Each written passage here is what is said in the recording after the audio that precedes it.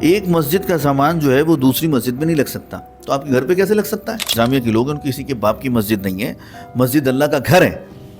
جا کے پوچھیں کہ چندہ کہاں گیا، پیسے کہاں لگے، کتنے پیسے تم امام کو دے رہے ہو، کتنا کس کو دے رہے ہو، کہاں خرچ کر رہے ہو، کتنا گھروں پر جا رہا ہے اور کیا ہو رہا ہے. ایک ایک چیز کا حساب لیا جائے ان سے. 12,000 میں، 15,000 میں، 20,000 میں آپ کو آپ کا گارڈ نہیں ملتا، چوکیدار نہیں ملتا. 23,000 روپے سیلری ہے گارڈ کی. اور آپ جو ہے وہ ایک علمی شخصیت کو جو سرکار کا وارث ہے، آپ اس کو 20-15,000 میں لے کر آ رہے ہیں. مساجد کی جو انتظامیہ ہیں، ان میں سے بلیک منی کو وائٹ کرنے والے جو نیت بنا کر آتے ہیں، وہ لوگ جو اپنا نیک نامی کے لیے آتے ہیں، وہ لوگ جن کو گھر میں نہیں کوئی پوچھتا، اپنا بڑھاپا میں مسجد میں آ کے ہاتھ چمانے کی کوشش کرتے ہیں، ان لوگوں کو مسجد سے دور کیا جائے. لیکن اس کے نتیجے میں جب ایسے لوگ اس کے راہ کی رکاوٹ بنتے ہیں، اسے ڈی موٹیویٹ کرتے ہیں، اس پر الزامات لگائے جاتے ہیں.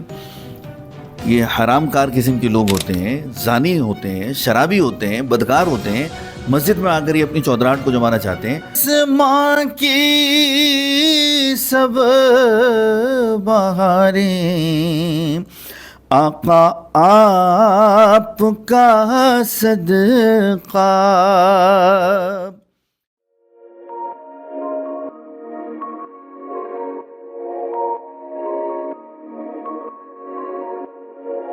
ہاں تو بھائی، کیا حال ہے؟ امید کرتا ہوں کہ آپ لوگ سب خیریت سے ہوں گے اور اپنی زندگی کو بہت اچھے سے انجوائے کر رہے ہوں گے. رمضان کا چاند بہت مبارک ہو آپ کو. تو میں نے سوچا کہ انٹرٹینمنٹ اور گاسپس اور تفریحاں تو پورا سال چلتی ہی رہتی ہیں. آپ کے پسندیدہ گیسٹ آتے ہی رہتے ہیں، یوٹیوبرز ہو، انسٹاگرامر ہو، آرٹسٹ ہو، یا کوئی بھی کسی بھی فیکلٹی سے بلانگ کرتا ہو، وہ لوگ تو آتے ہی رہتے ہیں.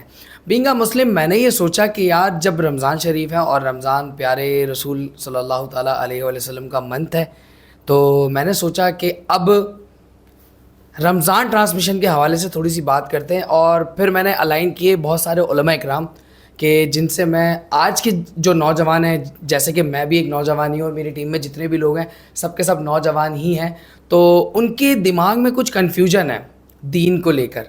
تو میری کوشش ہوگی اس پوڈ کاسٹ کے توسط سے اور پورے رمضان میں جتنی بھی پوڈ کاسٹ ہوں گی اس کے توسط سے کہ آپ تک بہتر سے بہترین بات پہنچائی جائے کہ بیسکلی دین ہے کیا، اور دین میں کس کس چیز کی ضروریات ہیں، کس کس چیز کو ہونا چاہیے اور کس چیز کو دین کہتے ہیں. تو پھر میں نے مدعو کیا اپنے بہت ہی پیارے، ان کے بارے میں اتنا کہوں گا کہ میرے استاد بھی ہیں، اور اگر یہ میں کہوں کہ دین کی نالج جتنی بھی میرے پاس ہے وہ ان کی طرف سے فارورڈ کی گئی ہے تو یہ بالکل بھی غلط نہیں ہوگا.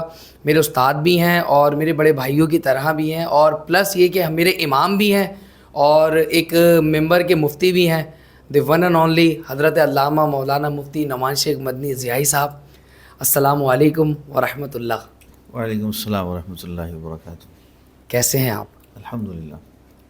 بہت شکریہ آپ کا، اتنے شارٹ نوٹ پہ آپ نے میری ایک کال پر یہاں پر تشریف فرمائی کر دی. جزاک اللہ خیر. آپ کا بھی بہت بہت شکریہ کہ آپ نے ہمیں یاد کیا. میری خوش قسمتی کہ جن سے بولنا سیکھا اور جن سے علم کی نالج حاصل کی، آج ان کے سامنے بیٹھ کے آمنے سامنے بیٹھ کر کچھ سوالات، کچھ بات، کچھ دین کے حوالے سے جو کہ ضروریات زندگی کے لیے ضروری ہیں، تو اس ٹاپک پہ میں نے سوچا کہ آپ سے بات کی جائے.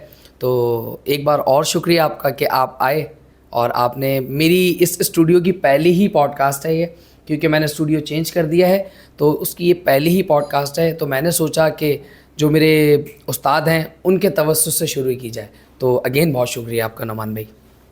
کیسی زندگی گزر رہی ہے؟ الحمدللہ، اللہ کے فضل و کرم سے بہترین گزر رہی ہے. ماشاء اللہ ماشاء اللہ. رمضان کی آمد ہے، مبارک ہو. بلکہ آج میں سمجھتا ہوں کہ جب یہ پوڈ کاسٹ اپلوڈ ہوگی تو چاند نظر آ ہی گیا ہوگا اور تراویح کی تیاریاں ہوں گی، چونکہ آج ہی تھا کہ تراویح ہو جائیں گی، لیکن اللہ کی اس میں مرضی ہے.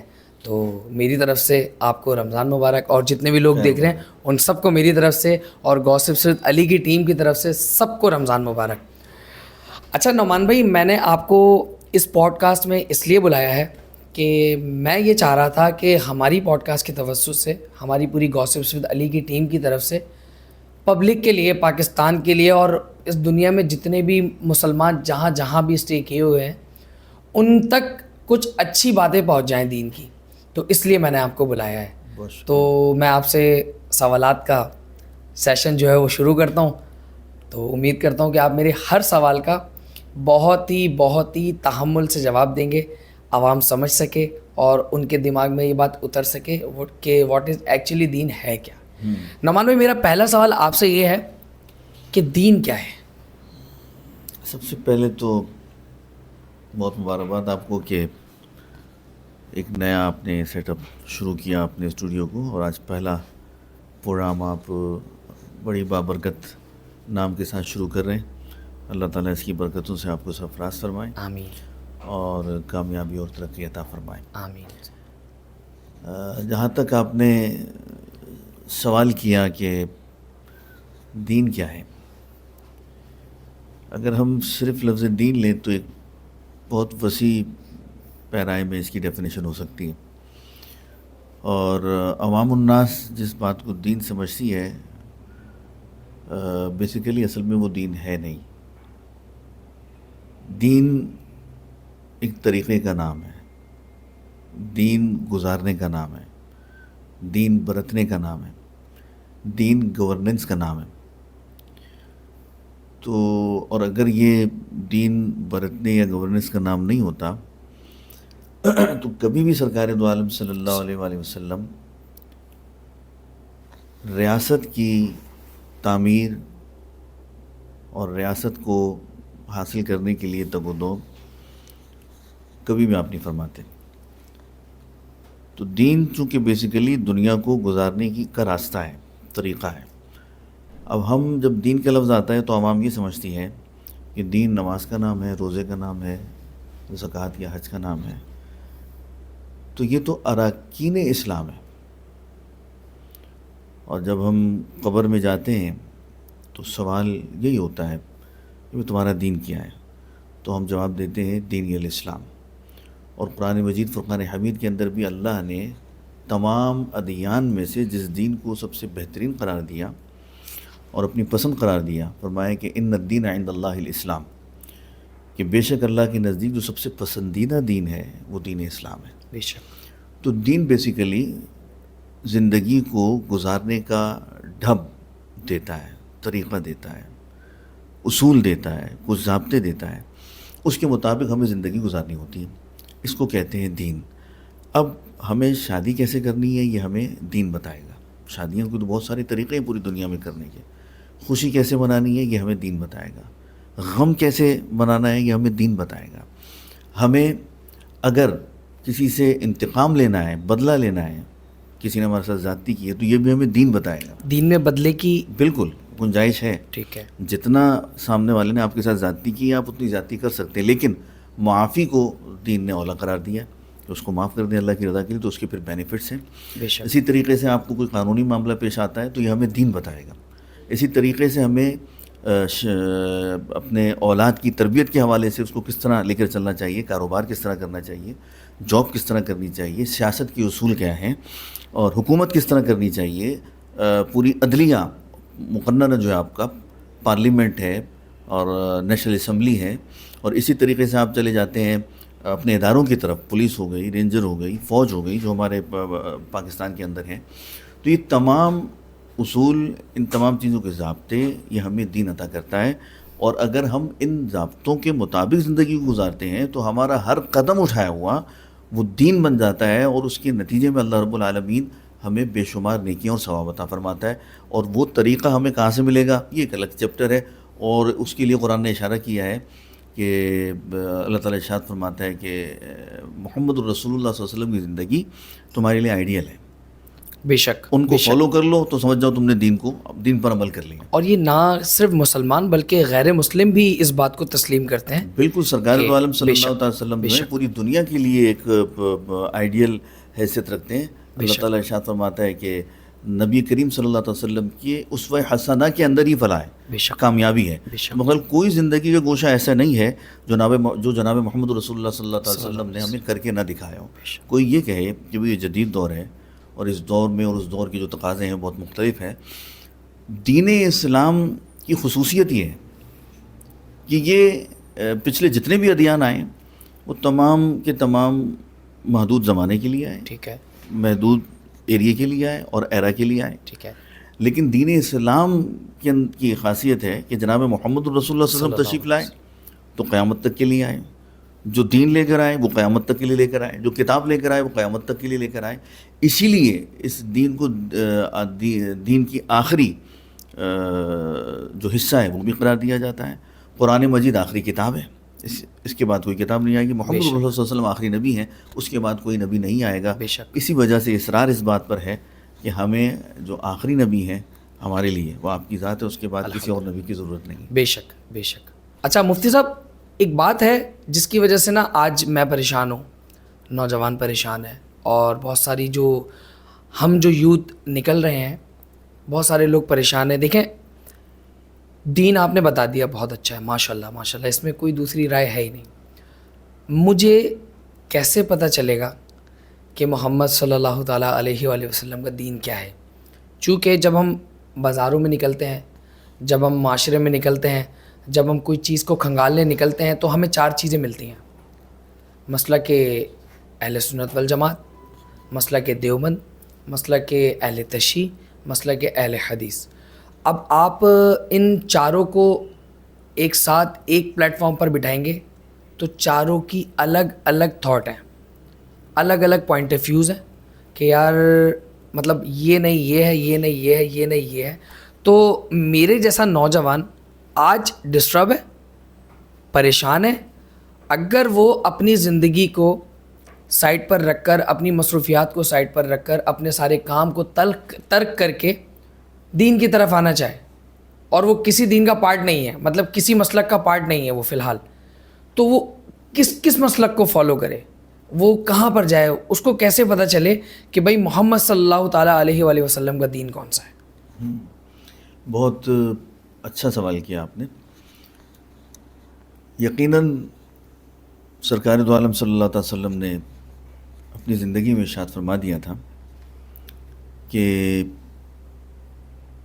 میری پچھلی امتوں میں بھی فرقے تھے اور میری امت میں قیامت تک 73 فرقے ہوں گے. 73 فرقے؟ ہاں. تو وہ جو فرقے ہیں نا، جیسے آپ نے اسکول آف تھاٹ کا نام لیا، اسکول آف تھاٹ تو 4 ہیں. ٹھیک ہے. اس پر سب کا اتفاق ہے، اختلاف نہیں ہے. مالکی، حنبلی، حنفی اور شافعی. بے شک. یہ 4 اسکول آف تھاٹس ہیں. جو شخص جس اسکول آف تھاٹ سے تعلق رکھتا ہے وہ اس کے مطابق اراکین اسلام کو دین پر اسی طرح جیسے وہ اسکول آف تھاٹ انہیں گائیڈ کرتا ہے اس پر عمل کریں تو بالکل وہ جنت میں جائیں گے.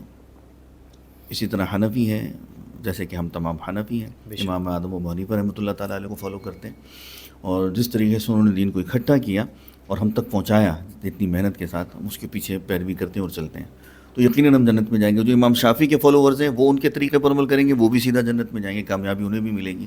امام احمد بن حنبل جو حنبلی کہلاتے ہیں وہ بھی ان کے رستے پر چلیں گے تو ان کو بھی کامیابی ملے گی. اسی طرح امام مالک رحمۃ اللہ تعالیٰ علیہ. تو یہ 4 اسکول آف تھاٹس ہیں. ٹھیک ہے جی. یہ جو اختلاف ہے اس کے اندر، سرکار دو عالم صلی اللہ علیہ وسلم نے اس اختلاف کو، جیسے کہ آج ہمارے دور میں زمانے میں سمجھا تھا جھگڑا ہے، مولوی تو لڑتے رہتے ہیں آپس میں، جھگڑا نہیں ہے، یہ اختلاف ہے. تو سرکار نے فرمایا کہ اختلاف امتی رحمت او کما قال علیہ السلام، کہ میری امت میں جو اختلاف ہے وہ رحمت ہے.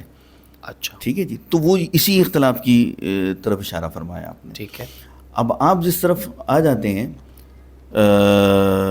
دیوبندیت، تشیع، اہل حدیث اور سنیت، یعنی کہ اہل سنت و جماعت جسے ہم کہتے ہیں. بریلوی لوگوں نے اس کو کہا کہ بریلوی کوئی فرقہ نہیں ہے. صحیح ہے. اصل میں ہاں یہ بھی ذرا کلیئر کریں. اہل سنت والجماعہ یہ ہے شروع سے، اور اسی جملے سے ہمیں پورا دین مل جائے گا. بے شک ہے. صحیح ہے. تو ہم کس کو فالو کریں، کیسے چلیں، کہاں جائیں؟ آج کا نوجوان بڑا تیز ہے، ٹھیک ہے، بڑا شارپ ہے، اور یہی وجہ ہے کہ آج کی جو یوتھ ہے پاکستان جیسے میں یہ کہوں گا ترقی پذیر ملک کے اندر بھی ماشاءاللہ ہم دیکھتے ہیں کہ ہمارے نوجوان کیا سے کیا کر رہے ہیں اور آگے بڑھ رہے ہیں، اور ہر طریقے سے ان کا مائنڈ سیٹ چل رہا ہے.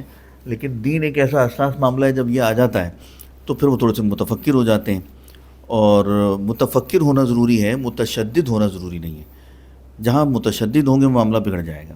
پاکستان کے اندر اہل حدیث ہیں، دیوبندی ہیں، اہل حدیث کو ہم وہابی بھی کہتے ہیں، تشیع ہیں جنہیں ہم شیعہ کہتے ہیں، اور اہل سنت ہیں جنہیں بریلوی کہا جاتا ہے. جی تو آپ نے کہا کہ اس پر میں بتا دوں کہ بریلویت کیا ہے. اعلیٰ حضرت عظیم البرکت مجدد دین و ملت الشاہ امام احمد رضا خان علیہ رحمۃ والغفران، آپ نے پچھلی صدی میں دین کو اکٹھا کیا، جو خرافات تھیں ان کو ختم کیا، جو بدعات تھیں ان کو ختم کیا، اور حقیقی معنوں میں دین کا جو صحیح چہرہ تھا وہ ہمارے سامنے اس کا تشخص پیش کیا. صحیح.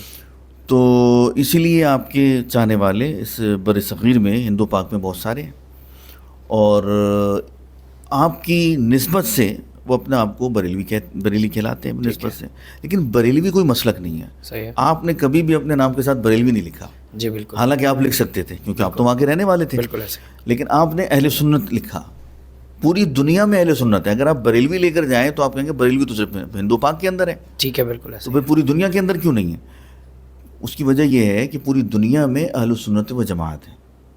اعلیٰ حضرت بھی اہل سنت و جماعت تھے، ہمارے علماء اور رفقا بھی اکابرین بھی اہل سنت و جماعت ہیں، ترکی بھی اہل سنت و جماعت ہے، لیبیا بھی اہل سنت و جماعت ہے. جہاں کہیں بھی چلے جائیں جو سنت پر عمل کرنے والے ہیں وہ اہل سنت و جماعت کہلاتے ہیں. اور سرکار دو عالم صلی اللہ علیہ وسلم نے آج سے 1400 سال پہلے فرما دیا تھا کہ یقیناً یہ فرقے ہوں گے. تو حق پر کون ہوگا؟ صحابہ نے سرکار دو عالم صلی اللہ علیہ وسلم کی. تو فرمایا حق پر وہ ہوگا جو میرے اور میرے صحابہ کے طریقے پر عمل کرے گا. ٹھیک. اس کا نام کیا ہوگا؟ وہ اہل سنت و جماعت ہوگا. جو صحابہ کے طریقے پر عمل کرے وہ بھی اہل سنت ہے، جو سرکار کے طریقے پر عمل کرے وہ بھی اہل سنت ہے. کیونکہ صحابہ نے کوئی نیا طریقہ نہیں دیا، صحابہ نے وہی طریقہ دیا جو انہوں نے سرکار دو عالم صلی اللہ تعالیٰ علیہ وسلم سے سیکھا. تو اہل السنت و جماعت اس پر عمل کیا جاتا ہے. اب دیوبندی ہو، فلانا ہو، تشیع ہو، یہ ہو وہ ہو. تو میں نے یہ سوال بہت بڑی علمی شخصیت گزری ہے حضرت ڈاکٹر پروفیسر مسعود احمد صاحب رحمۃ اللہ تعالیٰ علیہ، ان سے میں نے آپ ہی کی طرح سوال کیا کہ حضرت میں کیا کروں، کہاں جاؤں، ہر کوئی مجھے جنت کا ٹکٹ دے رہا ہے. تو آپ نے مجھے بڑا پیارا جواب دیا، اور اسی جواب پر میں اپنے اس جواب کو مکمل کروں گا.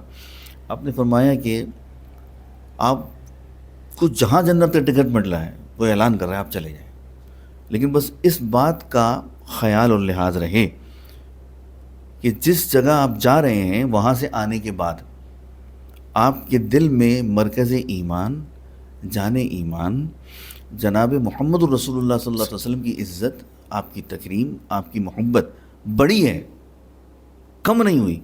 تو وہاں آپ جائیں. اور وہاں جانے کے بعد اگر حضور کی عزت میں کمی آئی ہے، تکریم میں کمی آئی ہے، محبت میں کمی آئی ہے، تو پھر کبھی بھی اس مقام پر دوبارہ نہ جائیں اور اللہ سے توبہ کریں. اب ان تمام فرقوں میں سے آپ کہیں بھی چلے جائیں جہاں حضور کی عزت میں، آپ کی تکریم میں، آپ کی محبت میں کمی واقع ہو، وہاں سے بچنا چاہیے. بڑا پیارا اصول دے دیا، پیمانہ دے دیا، ضابطہ دے دیا. اس کے مطابق اگر ہمارے نوجوان چلیں گے تو یقیناً وہ منزل مقصود کو پا جائیں گے، اور اگر نہیں چلیں گے تو وہ گمراہ ہو جائیں گے. قرآن مجید فرقان حمید میں ہی آتا ہے کہ کتنے ہی لوگ ہیں جو اس قرآن کو پڑھ کر ہدایت پا لیتے ہیں، کتنے ہی لوگ ہیں جو اس قرآن کو پڑھ کر گمراہ ہو جاتے ہیں. تو اب ہدایت پڑھ تو قرآن ہی رہے نا، چلنا تو دین پر ہی ہے. تو کن لوگوں کے راستے پر چلا جائے، کن لوگوں کے راستے کو اہل سنت جماعت کا راستہ کہا جاتا ہے، کن کے بتائے ہوئے اصولوں پر چلا جائے، کن کی پیروی کی جائے. سورہ فاتحہ میں ہم پڑھتے رہتے ہیں اہدنا الصراط المستقیم، اے اللہ ہمیں سیدھے راستے پر چلا. راستہ وہی ہے، بے شک. دین. کن کے راستے پر اللہ نے تشنگی نہیں چھوڑی، جواب دے دیا صراط الذین انعمت علیہم، وہ افراد کے جن پر تیرا انعام ہوا.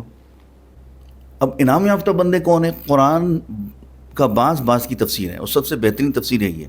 اللہ تعالیٰ ارشاد فرماتا ہے الذین انعم اللہ علیہم من النبیین والصدیقین والشہداء والصالحین، کہ میرے انعام یافتہ یعنی اللہ کے انعام یافتہ وہ لوگ ہیں، یعنی جن پر اللہ کا انعام ہوا. سب سے پہلے کون ہے؟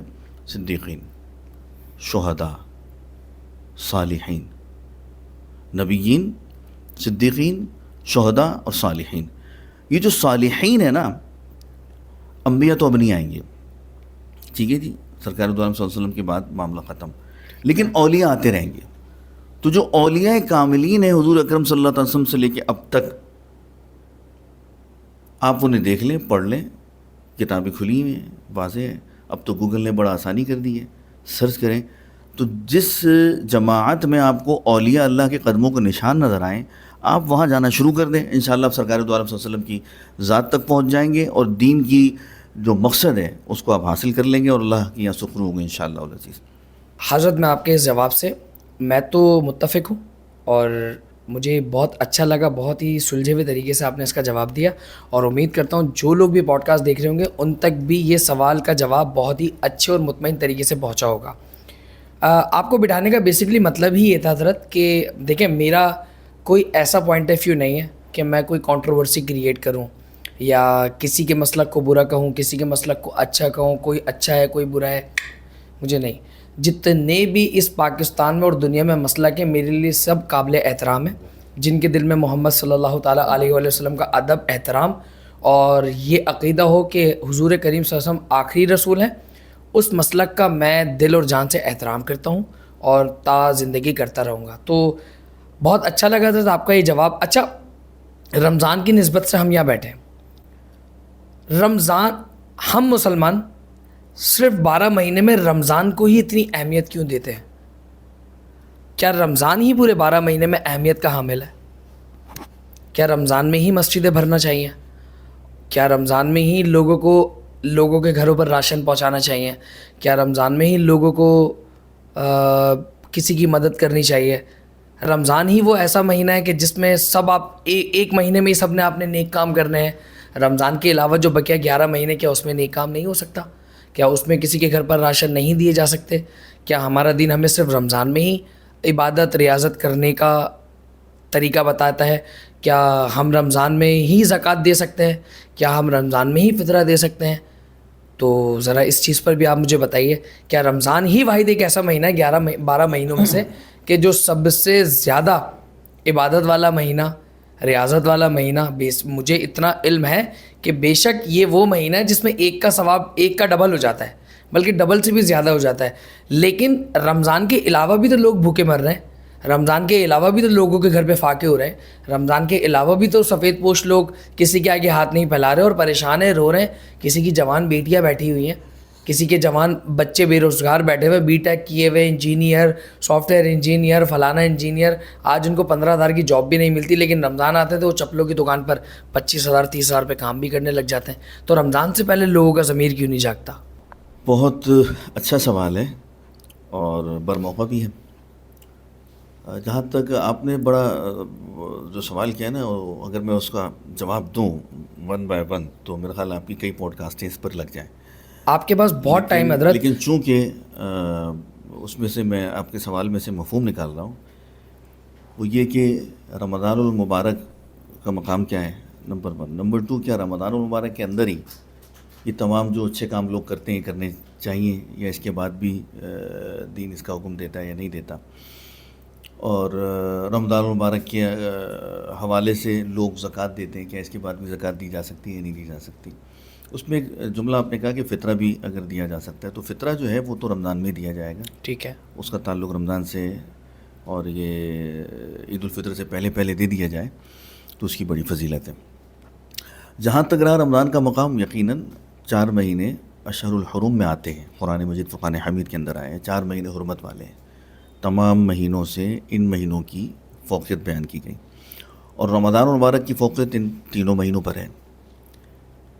رمضان المبارک کا مہینہ بابرکت ہر اعتبار سے ہے، اور اس کی برکت قرآن مجید فرقان حمید میں بھی ہے۔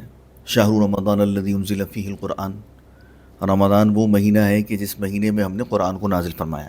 بے شک قرآن کے نزول کی نسبت سے بھی رمضان بڑا اعلیٰ مہینہ ہوا، تمام مہینوں سے اس کی فوقیت بڑھ گئی۔ اور اسی اعتبار سے کسی نے سوال کیا، یہ بھی میں بات کرتا چلا جاؤں، کیا رمضان سے بھی کوئی مہینہ افضل ہے، اعلیٰ ہے؟ تو یہاں پر ایک چھوٹی سی بات کرتے ہوئے آگے بڑھوں گا کہ جس مہینے میں قرآن نازل ہوا وہ مہینہ تمام مہینوں سے افضل ہو جائے، بے شک، تو جس مہینے میں صاحب قرآن دنیا میں تشریف لائے، یعنی جن پر قرآن نازل ہوا، تو یقیناً پھر وہ مہینہ کیوں نہ سب سے اعلیٰ و محترم ہو۔ اسی لیے علماء و مفسرین نے لکھا کہ جس دن سرکار دو عالم صلی اللہ علیہ وسلم جس تاریخ و دنیا میں تشریف لائے، وہ رات تمام راتوں سے افضل رات ہے، اس میں شب قدر بھی آ گئی، کیونکہ آپ کے صدقے سے شب قدر ملی، بے شک، آپ کے صدقے سے قرآن ملا، آپ کے صدقے سے رمضان ملا، اور باقی تمام اللہ رب العالمین کی نعمتیں ملی۔ رمضان میں دوسرا معاملہ یہ کہ لوگ تھوڑا سا متوجہ ہو جاتے ہیں دین کی طرف، اس کی وجہ یہ کہ رمضان کے آتے ہی چاند نظر آتے ہی، جیسے کہ اب کل مغرب میں چاند طلوع ہو جائے گا، تو چاند نظر آتے ہی اللہ نے یہ صرف امت محمدیہ پر احسان فرمایا، پچھلی کسی امت پہ نہیں، کہ رمضان کا چاند نظر آیا اور اللہ رب العالمین شیاطین کو قید فرما دیتا ہے۔ اب جب جو شیاطین ہیں ان کو اللہ رب العالمین نے قید کر دیا، تو پھر جو بہکانے کا جو سلسلہ تھا، جو وسوسوں کا سلسلہ تھا، وہ رک گیا۔ اب چونکہ بندی کی جو فطرت ہے، تو وہ سرکار دو عالم صلی اللہ علیہ وسلم نے فرمایا ہر بندہ جب پیدا ہوتا ہے تو وہ دین پر ہی پیدا ہوتا ہے، دین اسلام پر بے اس شک، کی فطرتاً پیدا ہوتا ہے۔ تو فطرت غیر مسلم بھی غیر مسلم بھی پھر اس پیدا ہونے کے بعد، ہاں پھر اس کے ماں باپ اسے کافر بنا دیں یا نصرانی بنا دیں، یہودی بنا دیں، تو دین پر پیدا ہوتا ہے۔ اور پھر یقیناً جب شیطان جو دین سے بھٹکانے والا ہے، جب وہ ہٹ جاتا ہے، اسے قید کر لیا جاتا ہے، تو پھر توجہ اور طبیعت دوبارہ اپنی فطرت کی طرف کچھ نہ کچھ کسی نہ کسی انداز میں مائل ہو جاتی ہے۔ اور جو اللہ والے ہیں ان کے لیے تو سارا سال ہی رمضان ہوتا ہے۔ اب سوال کے دوسرے حصے کی طرف آتا ہوں، ان کے لیے تو سارا سال ہی رمضان ہوتا ہے، ان کے لیے ہر رات شب قدر ہوتی ہے۔ لیکن گناہ گاروں سیاکار لوگ ہیں، ان کے لیے اللہ رب العالمین کا یہ کرم ہے کہ رمضان کا مہینہ سرکار نے فرمایا کہ میری امت کا مہینہ ہے۔ رمضان میں ہر رات سال میں اللہ رب العالمین رات کے ایک حصے میں، پورے سال رات کے ایک حصے میں روزانہ اللہ رب العالمین تجلی فرماتا ہے آسمان دنیا پر، اور اس وقت کوئی شخص اللہ سے لو لگا لے تو اس کی بگڑی بن جاتی ہے۔ قبولیت کے لمحات ہیں، رات کا ایک حصہ ہے۔ لیکن رمضان المبارک ایسا مہینہ ہے کہ اس کے آغاز سے لے کے انجام تک، چاہے دن ہو چاہے رات ہو، ہر رات اور ہر دن، ہر لمحہ اللہ رب العالمین کی تجلی، اس کی رحمت، اس کی بخشش اور مغفرت اسی انداز میں ہوتی ہے کہ جس انداز میں روزانہ رات کی اس تھوڑے سے لمحے کے لیے، تھوڑے سے وقت کے لیے عطا ہوتی ہے۔ اس میں ظاہر ہے جو اللہ کی ولی ہے، جس کے لیے میں نے کہا کہ ان کا تو سارا سال ہی رمضان ہوتا ہے، تو وہ تو اس سے فیض حاصل کر لیتے ہیں۔ لیکن وہ لوگ جو ہم جیسے گناہ گار ہیں، جو دین سے عوام الناس دور ہیں، بے خبر ہیں، جن کی اللہ معاف کرے ایسا نہیں ہونا چاہیے کہ فجر کی نمازیں چھوٹ جاتی ہیں اور دیگر خرافات میں وہ پڑے رہتے ہیں، لیکن رمضان کا بابرکت مہینہ انہیں عطا ہوتا ہے، تو وہ اس میں اگر اللہ کی طرف لو لگا لیں تو وہ لمحات جو اللہ کے ولیوں کو محنتوں کے بعد عطا ہوتے ہیں، اللہ رب العالمین کی رحمت، مغفرت اور اس کا قرب اس کی طرف ایسے لپکتا ہے جیسے کہ ماں اپنے روتے ہوئے بچے کی طرف لپکتی ہے، کیا بات ہے، پیار کرتی ہے اس سے۔ تو یقیناً اس میں ایک نیکی کریں تو کئی گنا ثواب ہے، عام دنوں میں ایک نیکی کا 10 گنا ثواب ہے، اس میں 70 گنا بڑھ جاتا ہے، 700 گنا تک بڑھ جاتا ہے، 70,000 گنا تک بڑھ جاتا ہے۔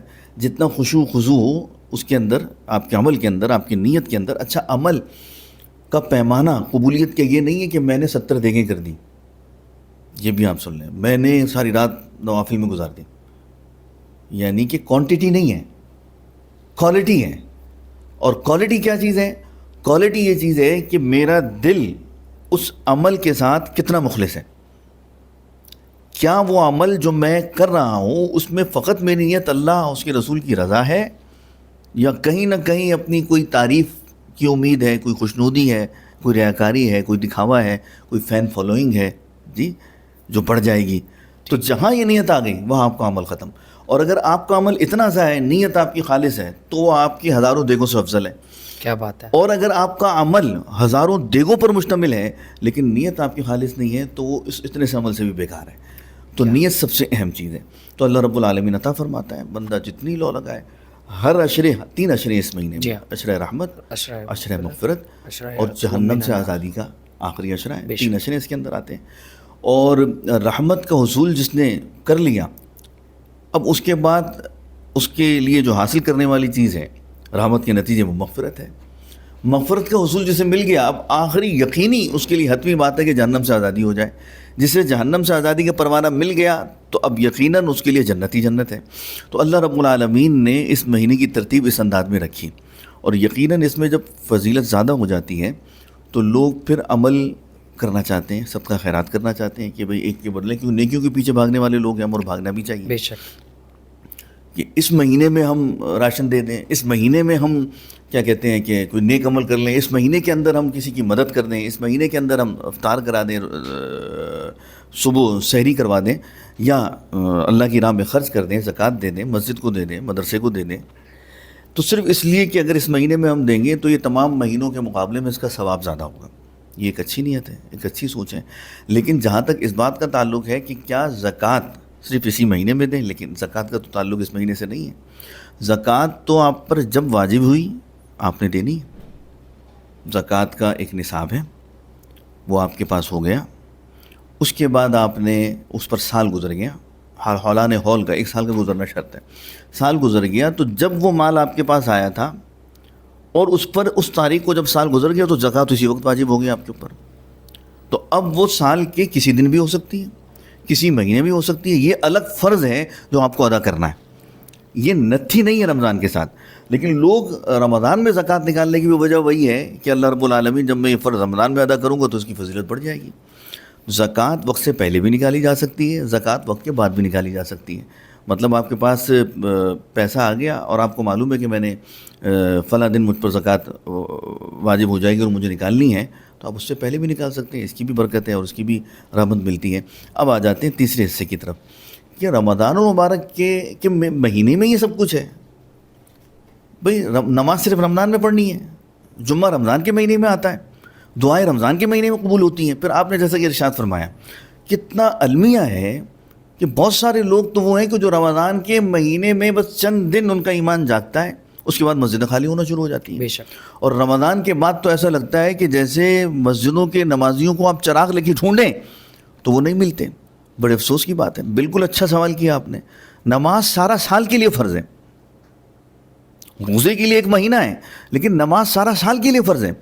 اور نماز وہ شخص جو رمضان میں پڑھ رہا ہے, فجر کی, ظہر کی, عصر کی, مغرب کی, عشاء کی, تو جس طرح رمضان میں ہی فرضیت ہے اس کی, اسی طرح باقی دیگر مہینوں میں بھی اس کی فرضیت ہے.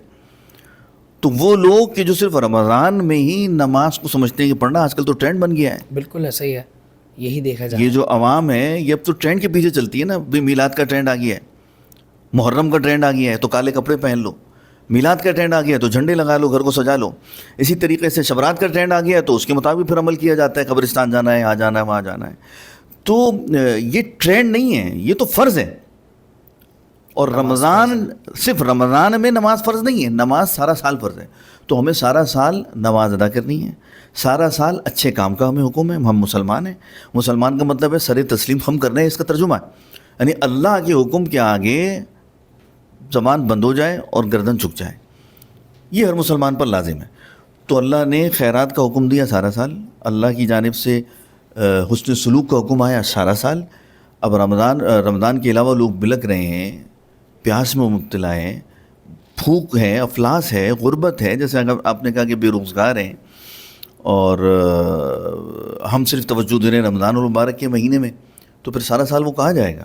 نہیں. ہمیں جس طرح رمضان میں, ہاں میں اس کے اندر ایڈ یہ کر دیتا ہوں کہ آپ اگر چاہتے ہیں, یہ سمجھتے ہیں کہ بھی رمضان کے مہینے میں سب کرنا افضل ہے, تو ایک چھوٹا سا میں آپ کو, بالکل افضل بھی ہے, ایک طریقہ سکھا دیتا ہوں. آپ رمضان میں نیت کر لیں کہ میں سارا سال غریبوں کی مدد کروں گا, رمضان میں نیت کر لیں. ٹھیک ہے. تو اعمال کا دار و مدار نیتوں پر ہے. اب آپ سارا سال جو غریبوں کی مدد کریں گے تو اس نیت کی وجہ سے آپ کو رمضان جیسا ثواب ملے گا. کیا بات ہے. ٹھیک ہے جی. اور اگر آپ وہ نیک عمل نہیں بھی کر پائیں لیکن آپ کی نیت قائم ہے, حالات بدل جاتے ہیں. بالکل ایسا ہی ہے. نیت قائم ہے, آپ نہیں بھی کر پائے تو آپ کو بالکل ویسے ہی ثواب ملے گا اس پورا سال خیرات کرنے کا جس طرح آپ نے رمضان میں خیرات کی. آپ نے نہیں کی خیرات لیکن ثواب آپ کو بالکل اس جیسا ملے گا. تو یہاں پر توجہ کرنی چاہیے, یہ میرا پیغام جانا چاہیے کہ ہمیں اچھی اچھی نیتیں کرنی چاہیے. اس ماہ مبارکہ کے اندر اچھے اچھے ارادے کرنے چاہیے, کیونکہ یہ آغاز ہو رہا ہے, رمضان شریف شروع ہو رہا ہے. تو سب سے پہلے تو اپنے موبائلوں کو آف کر دیا جائے. ٹھیک ہے. ٹھیک ہے جی. تو تعلق موبائل سے توڑ کے اللہ سے جوڑ لیں. اور دوسری چیز, گانے باجے ان چیزوں سے ویسے بھی رکنا چاہیے. خاص اہتمام کریں کہ اس سے رکیں, دور ہوں, فلمیں ڈراموں سے دور ہوں. کوشش کریں کہ دنیا کے معاملات میں نہ پڑا جائیں, دین کے حوالے سے اپنی معمولات بنائے جائیں. جب صحابہ کرام تو شعبان سے تیاری شروع کر دیتے تھے رمضان المبارک کی. سرکار دو عالم صلی اللہ علیہ وسلم جب رمضان کا مہینہ آیا تھا تو آپ جلال میں آ جاتے تھے, متغیر ہو جاتا تھا آپ کا جو مزاج تھا چہرے مبارک، اور خشیت طاری ہو جاتی تھی، رو رو کر دعائیں فرماتے تھے اس امت کے لیے. اور صحابہ کرام رضوان اللہ تعالیٰ علیہم اجمعین اس ماہ مبارک میں بڑی محنت کرتے تھے. آپ نے دیکھا کہ رمضان کے علاوہ صرف 5 نمازیں، رمضان میں آپ آ جائیں تو تراویح بھی ہے، بے شک 20 رکعتوں کا اضافہ ہو گیا، پھر تہجد بھی ہے جی، پھر روزے کی بھی پابندی کر دی گئی. بے شک. وجہ کیا ہے اس کے پیچھے، حکمت کیا ہے؟ کہ رمضان کا مہینہ اصل میں اللہ رب العالمین نے ایک چیز کے گلے میں پٹا ڈالنے کے لیے عطا فرمایا، اور وہ چیز ہے نفس. بالکل. اور نفس کس چیز سے کمزور ہوتا ہے؟ بھوکا رہنے سے. نفس کس چیز سے قابو میں آتا ہے؟ عبادتیں کرنے سے. نفس کس چیز سے آپ کو آپ کے انڈر کنٹرول ہو جاتا ہے؟ کہ جب اللہ کی طرف آپ رجوع کرتے ہیں، قربت حاصل کرنے کی نیت کرتے ہیں. تو زیادہ سے زیادہ تلاوت کی جائے. رمضان اور قرآن بہترین مہینہ ہے، تلاوت کا اہتمام کریں. اور تلاوت کے اندر یہ نہ کریں کہ 10 قرآن کر لیے، 5 قرآن کر لیے، 15 قرآن کر لیے، مقابلہ لگا ہوا ہے. یہ غلط ہے. قرآن کو سرکار نے فرمایا کہ رب قاری ان للقرآن والقرآن یلعن او کما قال علیہ السلام، کہ کتنے قرآن پڑھنے والے ہیں کہ پڑھ قرآن رہے ہوتے ہیں، قرآن پر لعنت کر رہا ہوتا ہے. اللہ. یہ بات پھیلنی چاہیے کہ قرآن پڑھیں. آپ نیت کر لیں اس رمضان مبارک میں، اگر آپ کو قرآن پڑھنا نہیں آتا کہ بھائی ایک دفعہ قرآن پڑھیں. میں تو یہ بھی نہیں کہتا کہ آپ قرآن مکمل پڑھیں، آپ 3 آیتیں پڑھیں، آپ 1 رکوع پڑھیں، لیکن اپنے کسی مسجد کے امام صاحب یا علاقے میں کوئی مدرسہ ہو جو قرآن اچھا پڑھنا جانتے ہوں، ان کی خدمت میں بیٹھیں، کچھ وقت لگائیں، ان کی بھی کوئی خدمت کریں، ان کے ادارے کی بھی کوئی خدمت کریں، اور وقت لگا کر ان سے قرآن صحیح پڑھنا سیکھیں. یہ فرض ہے، قرآن کو صحیح پڑھنا فرض ہے. نہیں پڑھیں گے تو قرآن لعنت کرے گا، اور قرآن کے بغیر آپ کی جان نہیں چھوٹنی. نماز اگر آپ نے اپنی منظور کروانی ہے تو نماز میں قرآن پڑھا جاتا ہے. آپ کی اکثر دعائیں بھی قرآن کے اندر ہیں، مسنون دعائیں بھی قرآن کا حصہ ہے. تو اگر آپ نے یہ کرنا ہے تو پھر قرآن تو ٹھیک پڑھنا ہوگا. وہ نماز کی جس کے اندر لعنت والا قرآن پڑھا جائے، یعنی ایسا قرآن پڑھا جائے کہ قرآن اس پر لعنت کر رہا ہو، تو وہ کیسے قبول ہوگی؟ اب رمضان المبارک میں لوگ بے دھڑک مسجد میں ماشاءاللہ جاتے ہیں. اکثریت کو تو یہ نہیں پتہ کہ پاک ہیں یا ناپاک ہیں. پانی ڈال کے آ جاتے ہیں کلمہ پڑھ کے، وہ سمجھتے ہیں کہ پاک ہیں، اور بغیر پاکی کی حالت کے سجدہ کرنا حرام ہے، مسجد میں جانا حرام ہے، قرآن کو پڑھنا اور پکڑنا حرام ہے. تو اب وہ شخص کو جو ناپاکی کی حالت میں سب کچھ کر رہا ہے، کتنے لوگ ہیں؟ میں اس اعتبار سے ہمارا جو تعلیمی نظام ہے اسکولوں کا، کالجوں کا، اس کو بوگس قرار دیتا ہوں کہ جو آپ کے فطرتی اور دینی تقاضوں کو پورا نہ کر سکے، وہ تعلیمی نظام کہ بوگس ہونے میں اس سے بڑی دلیل اور کیا ہوگی؟ ہمارا اچھا تربیت یافتہ بچہ جب اسکول یا کالج میں جاتا ہے تو اس کے مزاج بگڑ جاتے ہیں، وہ بدتمیز ہو جاتا ہے، بہت ساری خرافات سیکھ کر آتا ہے، اور جو سیکھنا چاہیے وہ نہیں سیکھ پاتا. میٹرک کر لیا، عموماً بچے بالغ ہو جاتے ہیں، لیکن ان بچوں کو قرآن نہیں پڑھنا آتا، ان بچوں کو بنیادی مسائل جو ضروری ہیں، دین کے مسائل، اس پر یعنی کہ پاکی ناپاکی کے مسائل نہیں جانتا. اب ایسا شخص جب مسجد میں جائے گا، قرآن پڑھے گا اور نماز پڑھے گا، اور وہ سمجھے گا کہ مجھے ثواب مل رہا ہے رمضان میں، تو اس کا زیادہ اہتمام ہوتا ہے. تو اب آپ اندازہ لگائیے کہ جب اس کے نامہ اعمال میں ثواب کے بجائے الٹا گناہ ہوں گے. کر کے سجدہ آیا تھا لیکن ایسا سجدہ کرنا حرام ہے، حرام اس کے کھاتے میں آ جائے گا، تو بتائیے اس کا حشر کیا ہوگا، اس کا وبال کیا ہوگا؟ تو اس میں سیکھنے کی نیت کریں کہ میں نے دین سیکھنا ہے، علماء سے رجوع کریں، مدارس سے قریب جائیں، اور اچھے لوگوں کا انتخاب کریں. اچھا یہ بھی ضروری نہیں کہ مسجدوں میں ساری قرآن پڑھنے والے امام صاحب اچھا قرآن پڑھتے ہوں. اکثر اماموں کو قرآن بھی درست نہیں ہوتا، بیچاروں کو خود قرآن نہیں پڑھنا آتا. پبلک تو عوام ہے، کیا وہ نماز پڑھا رہے ہیں، اللہ اکبر کر کے نماز پڑھے، پتہ چلا امام صاحب کا قرآن غلط ہے، تمام کی نماز کی ایسی کی تیسی ہو رہی ہے. اس کے ذمہ دار وہاں کی مسجد کی انتظامیہ ہے، اور مسجد کی جو انتظامیہ ہے ظاہر اس میں جاہل لوگ ہیں، ان کو بیچاروں کو خود قرآن نہیں پڑھنا آتا. وہ بس بنیادی چیزیں دیکھتے ہوئے فلاں صاحب کو رکھ لیتے ہیں، اور کم سے کم وہی اس کو وظیفہ دینا پڑے.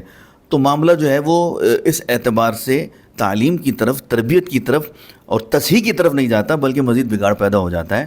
تو ہمیں اس چیز کا بھی اہتمام کرنا چاہیے کہ ہم رمضان المبارک میں قرآن کی کثرت سے ختم کرنے کے بجائے 1 آیت پڑھیں، 2 آیت پڑھیں، 3 آیت پڑھیں، لیکن سیکھیں، سمجھیں، سمجھ کر پڑھیں، اور پھر اس کو اپنے عمل میں لے کر آئیں. تو میں سمجھتا ہوں کہ 1000 قرآن پڑھنے سے بہتر ہے کہ 1 آیت پڑھی جائے اچھے انداز میں، اس کو سمجھا جائے اور اس پر عمل کیا جائے، تو آپ کے 1000 قرآن پڑھنے سے افضل ہو جائے گا. اللہ رب العالمین توفیق عطا فرمائے.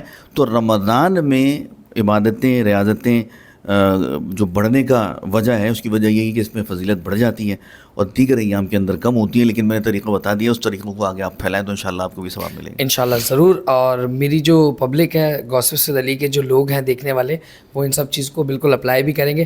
اچھا مفتی صاحب, ایک اور سوال ہے. سوال یہ ہے کہ اکثر بیشتر مسجد میں تقریباً ہر نماز کے بعد ایک اعلان سننے کو ملتا ہے کہ تمام نمازی بھائیوں سے گزارش ہے کہ مسجد کے مینار تعمیر ہو رہے ہیں, فلاں خرچہ ہے, اس کے لیے آپ تعاون کریں. صحیح. مسجد میں دریاں آنی ہیں, اس کے لیے تعاون کریں. مسجد میں اے سی لگانے ہیں, اس کے لیے تعاون کریں. قالین ہیں, بہت ساری چیزیں ہیں, ٹھیک ہے, تو سب چیزیں کر رہے ہیں. پر مسجد میں ہماری نمازی نہیں ہے, ٹھیک ہے, ہماری مسجد میں نمازی ہمیں نہیں مل رہا. صحیح. نمازی نہیں ہے.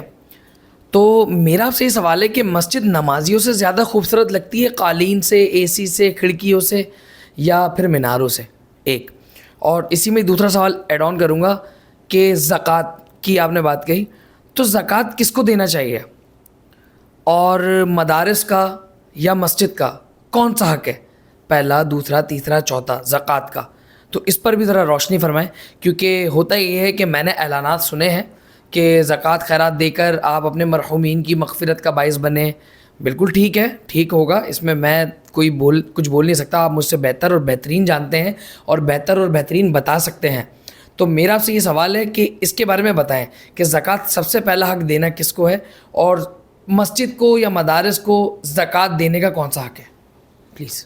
پہلا سوال کیا تھا؟ پہلا سوال میرا یہ تھا کہ مسجد نمازیوں سے خوبصورت لگتی ہے یا قالین سے, کھڑکیوں سے, یا مینار سے, یا میں سمجھ گیا اے سی سے؟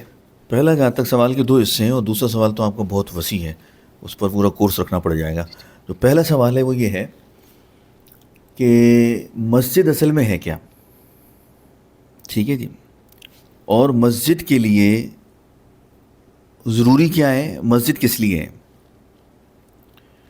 مسجد کا جو کانسیپٹ ہے وہ ہمارے معاشرے کے اندر بہت محدود ہو گیا. صحیح ہے. ٹھیک ہے جی, پہلے اس پر تھوڑی بات کر لی جائے. مسجد کہتے ہیں سجدہ کرنے کی جگہ کو, مقام کو. تو ہو یہ رہا ہے کہ ہم صرف 5 وقت کی, آپ صرف یہ کہہ رہے ہیں کہ مسجد میں نمازی ہو نہ ہو, یہ تو اس سے پہلے بھی بہت ساری باتیں ہیں. یعنی ہم نے کتنا دور چلے گئے ہیں کہ مسجد کیا فقط نماز پڑھنے کی جگہ ہے, جیسے کانسیپٹ آج کل کے دور میں بنا ہوا ہے.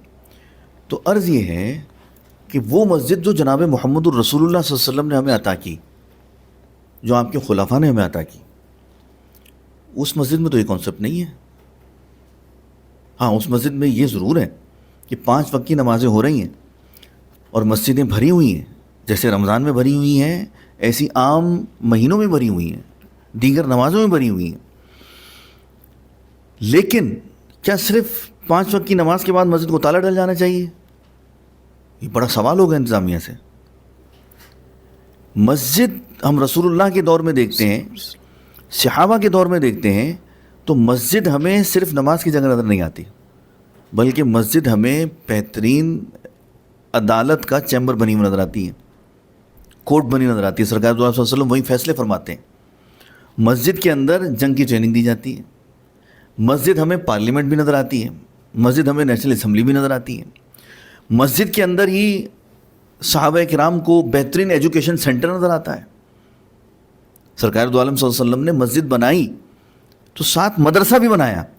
اسلام کا سب سے پہلا مدرسہ, سب سے پہلی یونیورسٹی صفا کے نام سے سرکار نے بنائی, اور باقاعدہ صحابہ کے بعد رضوان اللہ تعالیٰ اجمعین وہاں پر دن رات رہتے, اور انہوں نے اپنے آپ کو وقف کیا دین کے لیے, اور دین وہاں پر سیکھتے جو سرکار دو عالم صلی اللہ علیہ وسلم کے ذریعے ان تک پہنچتا. تو سب سے زیادہ ایجوکیٹڈ صحابہ کے اندر وہ صحابہ کہلائے کہ جنہوں نے صفا کی یونیورسٹی سے سرکار دو عالم صلی اللہ تعالی وسلم کی شاگردی اختیار کی, اعزاز اختیار کیا, اور آپ سے دین سیکھا, اور انہی لوگوں نے پھر آگے دین کو پھیلایا اور بڑھایا. بے شک. تو مسجد فقط نماز کی جگہ کا نام نہیں ہے, مسجد کے اندر یہ تمام, یعنی عوام کو سروسز دی جائیں. آج کا نوجوان آپ نے کہا کہ دین کے قریب نہیں آ رہا, وہ کیوں آئے گا دین کے قریب؟ سوال ہے. جب وہ جائے گا بھی 5 وقت کی نمازی ادھر ہونی ہے، اور جمعے کے آپ جمعے میں لوگ عوام نہیں ہوتی عموماً، نہیں ہوتی ہے، نہیں ہوتی ہے. تو جمعے کے اندر وہ بیٹھے ہوتے ہیں اور انہیں وہ مولانا صاحب قائل نہیں کر پاتے، جدید دور کے حساب سے لے کے نہیں چل پاتے. مولانا صاحب کے پاس تو ایک چیز رہتی ہے نا بس، کہ کھڑکیاں رہ گئی ہیں، ہاں 80,000 کا خرچہ ہے وہ دے دیں. یہ بھی ہے. تو پھر نتیجہ یہ نکلتا ہے کہ وہ نوجوان مسجد میں نہیں آتا، بس وہ 2 رکعت کے لیے آتا ہے اور پیچھے سے بھاگ جاتا ہے. اس کو پتہ ہے بھائی یار یہ نپی تلی سی باتیں ہوں گی، اس کے جو جدید مسائل ہیں اس پر تو گفتگو نہیں ہوگی. بالکل. تو یہ تمام بوال جاتا ہے. میں مولانا صاحب کو بعد میں اس کا ذمہ دار قرار دوں گا، مسجد انتظامیہ کو اس کا ذمہ دار قرار دوں گا کہ انہوں نے ایسے امام کا انتخاب کیا ہے کہ اس بیچارے کو، یعنی جو ان کا غلام بن کر رہے ہیں چاہتے بھی یہی ہیں. کیونکہ اہل علم جب بندہ آتا ہے تو اس کا وقار ہے، عالم کا وقار ہے. سرکار دو عالم صلی اللہ علیہ وسلم فرمائے کہ میرا نائب ہے، میرا وارث ہے. علماء میرے ورثہ ہیں. قرآن اور حدیث نے، یعنی سرکار نے صلی اللہ علیہ وسلم نے قرآن و حدیث کے ضمن میں عالم کے وقار کو، اس کی عزت کو بیان کیا ہے. ٹھیک ہے جی. دنیا کے کسی بھی شعبے کے ماہر کو آپ لے لیں، کسی نہ کسی انسان نے، عام انسان نے اس کی خصوصیت بیان کی ہوگی، لیکن عالم کی اہمیت کو سرکار دو عالم صلی اللہ علیہ وسلم نے اجاگر فرمایا. اب اندازہ لگا لیجیے کتنا بڑا مقام ہوگا. جس نے میرے دین کے باعمل عالم کو دیکھا اس نے مجھے دیکھا. سرکار فرماتے ہیں خوبصورت بات، ماشاءاللہ. جس نے مجھے دیکھا اس نے اللہ کو دیکھا. میرے رسول کی تو بات ہی خیر، کیا بات ہے، کیا بات ہے. تو آج کے دور میں جو حضوری چاہتا ہے سرکار دو عالم صلی اللہ علیہ وسلم کی، وہ علماء کا ادب کرے، گویا کہ اس نے سرکار کا ادب کیا. لیکن علماء بھی پھر مستند ہوں، جیسا ہونا چاہیے ویسے ہوں. تو یہ تمام وجوہات ہیں مسجد کے اس طریقے سے مؤثر نہ ہونے کی جس طرح سے معاشرے میں ہونی چاہیے. اب آپ نے جو ارشاد فرمایا کہ کیا یہ تزئین ہماری انتظامیہ جاہل، پنکھا لگ جائے نیا، اچھا حالانکہ پنکھے لگے ہوئے، اتروا کے نئے پنکھے لگیں گے. نہیں بھائی. قالین بچھا ہوا ہے، نہیں بھائی اس سال جو ہے نیا قالین آئے گا. واش روم میں نئے ٹائل لگیں گے، نئی ٹوٹیاں آئیں گی اور جھومر آئیں گے. یعنی ہر وہ کانچ کا ممبر سجایا جائے گا. تزئین و آرائش کی چیز. ٹھیک ہے مسجد کو مزین کرنا چاہیے، تزئین و آرائش کرنی چاہیے، لیکن اس سے پہلے آپ اس بات کی تسلی کر لیں کہ کیا مسجد کے محراب و ممبر کے لیے آپ نے اس کے لائق، اس کے شائن شان کسی علمی ہستی کا، کسی عالم دین کا، کسی مفتی صاحب کا اہتمام کیا ہے؟ نہیں کر سکتے. وہ علماء جو فی سبیل اللہ اپنے آپ کو جنہوں نے وقف کیا ہوا ہے مستند، وہ خود حاضر ہو جائیں تو بڑی بات ہے، لیکن ان کو بھی دین کا کام نہیں کرنے دیتے، اپنے ماتحت رکھنا چاہتے ہیں. تو یہ چن کر ایسے لوگوں کو لاتے ہیں کہ جن کو بس ان کا کمیٹی ان کے اوپر حاوی رہے، حلیہ ان کا دین والا ہوتا ہے. باقی معاملات جو ہیں وہ آپ ان سے مسائل جا کر اگر بندہ پوچھے کوئی اہل علم آدمی تو پریشان ہو جاتے ہیں. ہمارے ایک، میں اسی سوال میں ایک اور سوال ایڈ کروں گا. حضرت دیکھیں، میں ایک پبلک فگر لڑکا ہوں اور میں پورے کراچی، پورے پاکستان میں ٹریول کرتا ہوں، اور مجھے جہاں پر بھی جو بھی مسجد ملتی ہے، جہاں پر مجھے نماز کی مہلت ملتی ہے، وہاں میں نماز ادا کرتا ہوں. میں نے ایک چیز نوٹ کی ہے، یہ میں آن دا کیمرہ کہہ رہا ہوں، ہو سکتا ہے کہ بہت سارے لوگوں کو برا لگے، لیکن بٹ یہ حقیقت ہے. میں نے مسجد دیوبند مسلک کی جو مسجد ہے ان میں جو امام دیکھے ہیں، کیا ان کی خوبصورت قرات ہوتی ہے. مطلب میں نے بہت ساری مسجد میں یہ ایک آبزرویشن کی ہے، اور میں گھوما ہوں اور میں نے دیکھا ہے. اور ہمارے یہاں مطلب مسلک اہل سنت میں نے 80% جو امام دیکھیں وہ بزرگ دیکھیں، لائک 50+، 60+. اب میں یہ سمجھتا ہوں، مجھے قرآن پڑھنا آتا ہے الحمدللہ، لیکن مجھے یہ نہیں پتہ کہ میں قرآن میں جو پڑھ رہا ہوں اس کا اردو میں مطلب کیا ہے. اب مجھے جب یہی نہیں پتہ تو میں سمجھوں گا کیسے. اب آ جاتا ہوں میں سیکنڈ آپشن پر، کہ ایک امام جب قرات اتنی خوبصورت کر رہا ہے، اس کی قرات میں مجھے ایک لطف آ رہا ہے، ایک سرور آ رہا ہے، تو مجھے اچھا لگے گا. مجھے اس کے پیچھے نماز پڑھنے میں، کھڑے ہونے میں، اب وہ دیر کا قیام ہو یا دیر کی قرات کریں، جیسے فجر میں ہمارے یہاں ہوتی ہے کہ فجر کی پہلی رکعت جو ہوتی ہے وہ لمبی ہوتی ہے، تو بڑا ایک مزہ آتا ہے. یہ ہماری مساجدوں میں ایسا کیوں ہوتا ہے؟ ایسا کیوں پایا جاتا ہے؟ میں نے بہت سا دیکھا ہے کہ ہماری مساجد میں جو امام صاحب ہوتے ہیں وہ 50+ ہوتے ہیں، 40+ ہوتے ہیں. لائک ہونا چاہیے، بزرگان دین کا سایہ ہم پر رہنا چاہیے، بالکل رہنا چاہیے، لیکن ان کو یہ بھی سوچنا چاہیے اب جو دور ہے، دور جدید جو ہے، یہ ایک جوان جنریشن کا دور ہے، اور یہ 2000 کے بعد کی جو نسل ہے یہ ایکسٹرا آرڈنری تیز ہے. تو ان کے لیے کیوں نہ وہ اپنی جگہ کو ریپلیسمنٹ پر ایک ایسے प्यारे बंदे को लेकर आए जो नौजवान हो, जिसकी नौजवान दोस्तों से, लड़कों से अंडरस्टैंडिंग बढ़े, उससे दोस्ती यारी बढ़े और वो दीन के लिए उनको कायल कर सकें। ऐसा हमारे यहाँ क्यों नहीं होता? ये भी बड़ा अच्छा सवाल है और मैं उम्मीद करता हूँ कि वक्त की मुनासिबत से आपने आखिरी सवाल किया होगा मुझसे। बिल्कुल, ये मेरा, आप इसका मुदल्लल जवाब दे दें तो मैं पहले सवाल को मुकम्मल कर दूँ। जी करें। मस्जिद की तज़यीन और आराइश में पहली चीज़ है मस्जिद के साहिबान महराब व मिंबर।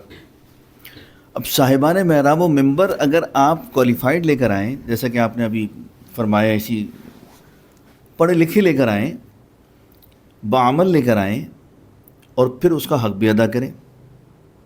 ठीक है जी, 12,000 में, 15,000 में, 20,000 में आपको आपका गार्ड नहीं मिलता, चौकीदार नहीं मिलता, 23,000 रुपये सैलरी है गार्ड की।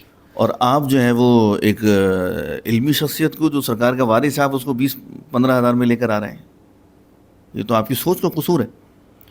कम से कम फ़ी ज़माना 1.5 से 2 लाख रुपए एक इमाम के वजीफ़ा होना चाहिए। तो जब आप ऐसा इमाम मुंतखब करेंगे, तलाश करेंगे, तो यकीनन वो उसमें वो तमाम सलाहियतें होंगी कि जिससे मस्जिद को उसका मकाम मिल सके, नंबर 1, और फिर उसे इख्तियारात भी दिए जाएं। नंबर 2, आप कह रहे हैं कि वो नमाजी नहीं आते।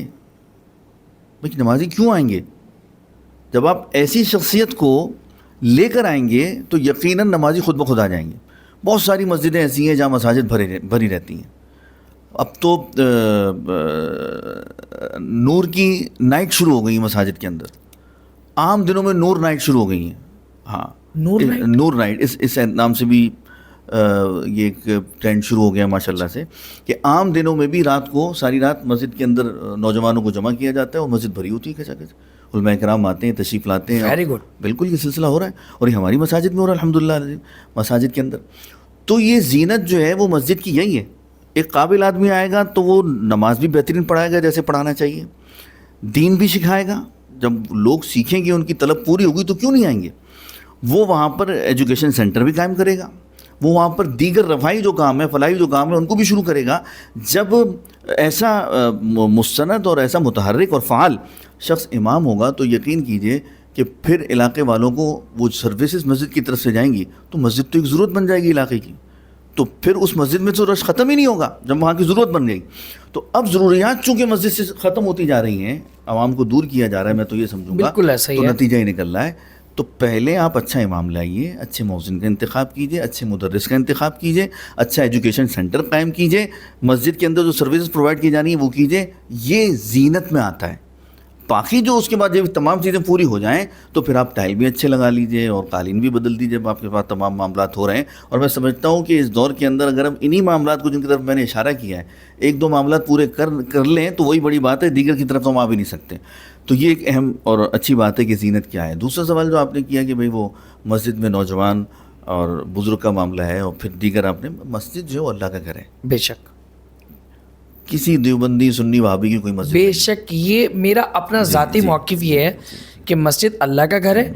आपको जहाँ पर, मतलब आप मुतमईन है ना, देखें मैं ये समझता हूँ मस्जिद किसी की भी हो, इमाम बारगाह किसी का भी हो, और भी जो दीनी मामलात हैं, जो भी नेक लोगों की चीज़ें बनी हुई हैं, इबादत गाहें बनी हुई हैं, मैं उनके ना मसलक पर जा रहा हूँ ना उनके अकायद पर जा रहा हूँ। बस मैं एक चीज़ को बहुत अच्छे से जानता हूँ कि उनकी जो इबादत गाहें एटलीस्ट वो नापाक नहीं होंगी। तो मैं वहाँ अल्हम्दुलिल्लाह अगर ज़ाती तौर पे अपनी भी नमाज़ पढ़ना चाहूँ तो मैं पढ़ सकता हूँ, और मैंने पढ़ी हैं। बहुत सारी जगह मैंने नमाज़ पढ़ी है अल्हम्दुलिल्लाह। आज तक मुझ पर किसी ने ऑप्शन नहीं दिया कि भाई तू कौन है, तू यहाँ क्यों नमाज़ पढ़ रहा है। तो ये आज का नौजवान मैं समझता हूँ ये नहीं सोचता है। देखिए, नमाज तो बंदे की ज़रूरत है, वो पढ़ेगा कहीं भी, उसको पढ़नी है। 2 रकात जुम्मे की पढ़ने आ जाएगा, भले तकरीर में आए ना आए। तो मस्जिद अल्लाह का घर है, नंबर 1। किसी मसलक की मस्जिद नहीं होती, ये गलत ट्रेंड है कि फलां। तो अब उस अल्लाह के घर में, मैंने कहा कि मैंने सवाल का जवाब दे दिया, इस सवाल का भी इंतखाब आप अच्छी पर्सनैलिटी का करें, लेकिन उसमें ये चीज़ थोड़ा सा स्किप करें आप अपने सवाल में से कि नौजवान हो या उम्र रसीदा हो। उम्र रसीदा से मुराद मैं ये ले रहा हूँ अधेड़ उम्र हो। तो चूँकि जो उलमा اہل علم جتنا جتنا عمر رسیدہ ہوتے جاتے ہیں ان کے علم میں اتنا اضافہ ہوتا چلا بے جاتا ہے, شک ان کی قدر و منزلت میں اتنا اضافہ ہوتا چلا بے جاتا ہے. شک. تو جب ایسے لوگ عمر کے ساتھ ساتھ ایک چیز کی پریکٹس آپ دنیاوی کام میں بھی بندہ کرتا رہے گا تو اس کا ماہر ہو جائے گا, ماہر ترین ہو جائے گا. تو پھر ایسے لوگوں کا ہونا اچھا ہے. اگر وہ مستند ہوں گے نا, جیسے میں نے آپ کے پچھلے سوال میں جواب دیتے ہوئے کہا, تو پھر ان کی نوجوانی اور جوانی جس طرح بڑھتی چلی جائے گی, ادھیڑ عمر کی طرف جائے گی, ان کے اندر حسن بھی اتنا پیدا ہونا شروع ہو جائے گا. یہ میں حسن صوری کی فقط بات نہیں کر رہا, میں ان کی دیگر علمی محاسن کی اور ان کی معمولات کی, ان کی فعالیت جو ہے بڑھتی چلی جائے گی. تو وہ جو اقتحاٹ ہے لوگوں میں سے ختم ہو جائے گی, بلکہ وہ قریب آئیں گے. تو اگر آپ کوئی نوجوان عالم رکھیں مسجد کے اندر یا عمر رسیدہ رکھیں, لیکن وہ صحیح میسج نہیں کنوے کر رہا, وہ محنت نہیں کر رہا, آپ اس کو اس کا دائرہ کار جو ہے وہ تنگ کر رہے ہیں, تو پھر ایسا چاہے وہ کتنی اچھی یونیورسٹی سے پڑھا ہوا ہو شخص, تو وہ تو فعال نہیں ہو سکتا. بہت خوبصورت. تو سب سے پہلے مساجد کی جو انتظامیہ ہیں, ان میں سے بلیک منی کو وائٹ کرنے والے جو نیت بنا کر آتے ہیں, وہ لوگ جو اپنا نیک نامی کے لیے آتے ہیں, وہ لوگ جن کو گھر میں نہیں کوئی پوچھتا, اپنا بڑھاپا میں مسجد میں آ کے ہاتھ چمانے کی کوشش کرتے ہیں, ان لوگوں کو مسجد سے دور کیا جائے. صحیح. اہل لوگ لائے جائیں مسجد کے انتظامیہ میں. جن لوگوں کو شامل ہونا چاہیے اسے دین کی بنیادی ضروریات کا علم ہونا چاہیے, نماز کے مسائل اس کو آنے چاہیے, پاکی ناپاکی کے مسائل اس کو آنے چاہیے, اسے قرآن اچھا پڑھنا آنا چاہیے, اس شخص کو وقف کے مسائل معلوم ہونے چاہیے. اب پتہ یہ چلتا ہے کہ مسجد کی چیزیں گھروں پہ جا رہی ہیں, کھانا گھر پہ جا رہا ہے, مٹھائی گھر پر جا رہی ہے, اور وہ چیز جو جیسے کہ ریپلیس کی ہے, اگر قالین تو پرانا قالین گھر پر جا رہا ہے, ٹائلیں گھر پر جا رہی ہیں. کیوں بھائی؟ ایک مسجد کا سامان جو ہے وہ دوسری مسجد میں نہیں لگ سکتا, تو آپ کے گھر پہ کیسے لگ سکتا ہے؟ اچھا. شریعت نے اتنی گرفت رکھی ہے. یہ کیسے ہوگا, کب ہوگا؟ جب وقت کے مسائل معلوم ہوں گے. اس طریقے کی ذہنیت رکھنے والے لوگ ہماری مساجد پر قابض ہوں گے, تو پھر نتیجتاً مسجد فعال نہیں ہو سکے گی. ان لوگوں کے صرف گھر بھریں گے, انہیں نمود و نمائش چاہیے, انہیں جو ہے وہ پیسہ چاہیے, وہ کسی راستے سے بھی آ رہا ہو. تو ایسے ہی لوگ پھر مسجد میں آ کر ایک قابل اور لائق شخص کو جب وہ کام کرتا ہے تو یہ سمجھتے ہیں کہ یار یہ تو ہمارا نام لے کر جا رہا ہے. ٹھیک ہے جی. پھر اس سے وہ تعصب کرنا, اس کو ایذا پہنچانا, اس کو ڈی موٹیویٹ کرنا, اور اس کے نتیجے میں جو معاملہ ہے وہ بڑی نقصان کی طرف جاتا ہے, اور وہ شخص بددل ہو کر پھر مجھ جیسا آدمی تو ایسے لوگوں سے پھر دوری اختیار کرنے کو بہتر اور مناسب سمجھے گا. تو یہ لوگ اس بات کی وجہ ہیں جو ہمارا نوجوان مسجد میں نہیں آ پا رہا. ایک عالم دین تو محنت کے ساتھ محنت کر کے مسجد میں آ رہا ہے, محنت کر رہا ہے, لیکن اس کے نتیجے میں جب ایسے لوگ اس کے راہ کی رکاوٹ بنتے ہیں, اسے ڈی موٹیویٹ کرتے ہیں, اس پر الزامات لگائے جاتے ہیں. یہ حرام کار قسم کے لوگ ہوتے ہیں, زانی ہوتے ہیں, شرابی ہوتے ہیں, بدکار ہوتے ہیں, مسجد میں آ کر یہ اپنی چودراہٹ کو جمانا چاہتے ہیں, تو اس کا بڑا نقصان ہوتا ہے. ایسے میں پہلے بھی ایک جگہ چینل پر بیٹھا ہوا تھا, تو میں نے وہاں یہی جواب دیا کہ میں نے کہا کہ ایسے لوگوں سے مسجد کو پاک کرنا چاہیے. کوئی نظام بنے, کوئی مدارس پر مشتمل کوئی بورڈ بنے جو تشکیل دیا جائے, اور پھر ان کے ہاتھ میں یہ تمام چیزیں ہوں کہ کون مسجد کی انتظامیہ کا اہل ہے اور کون نہیں ہے, اور پھر وہی لوگ اس کا انتخاب کریں کہ بھئی کس کو محراب و منبر پر لانا چاہیے اور کس کو نہیں لانا چاہیے. تو یہ بڑا نقصان ہو رہا ہے, اور یقیناً ہمارا نوجوان جو ہے وہ بڑا اس وقت پریشان ہے اس سچویشن کو لے کر. تو اس کے لیے بھی یہی ہے کہ خود کوشش کریں, جیسے دیگر مقامات پر آپ کوشش کرتے ہیں, کسی کے انتظامیہ کے کسی بھی جو انتظامیہ کے لوگ ہیں ان کسی کے باپ کی مسجد نہیں ہے, مسجد اللہ کا گھر ہے.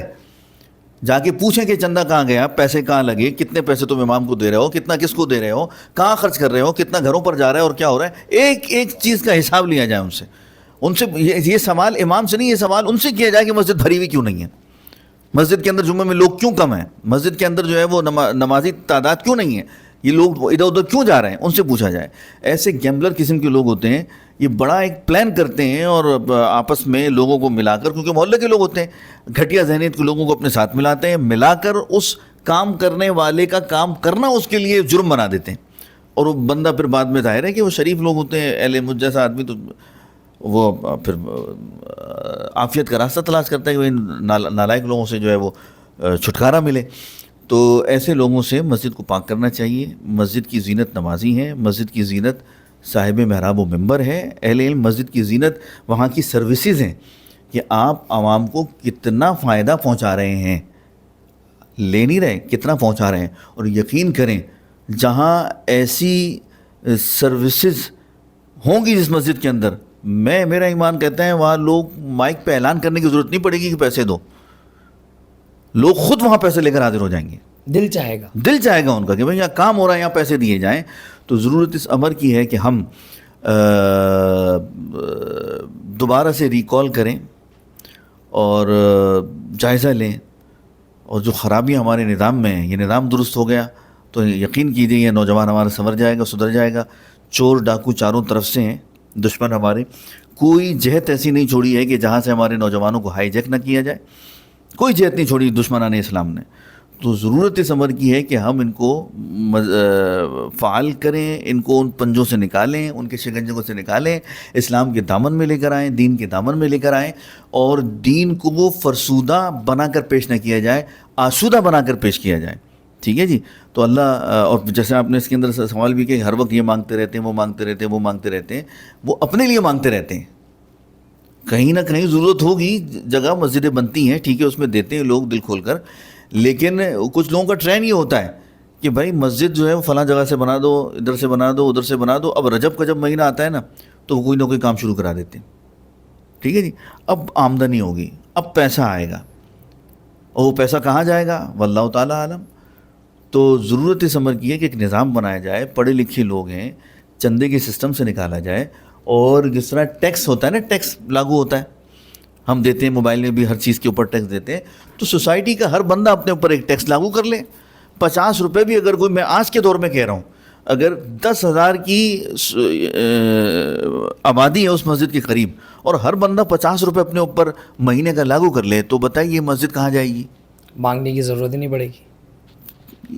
وجہ ہے صرف فکر کی کمی ہے, سوچ کی کمی ہے, علم کی کمی ہے, نالج کی کمی ہے.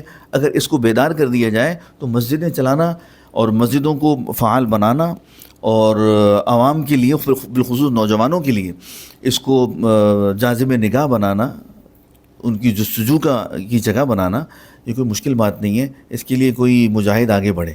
بہت ساری مافیاز ہیں اس فیلڈ کے اندر بھی جو اس کا راستہ روکیں گی, لیکن اللہ رب العالمین ایسے لوگوں کی مدد کرتا ہے. مشکلات تو آتی ہیں, میں نے تو علم جہاد بلند کیا ہوا ہے.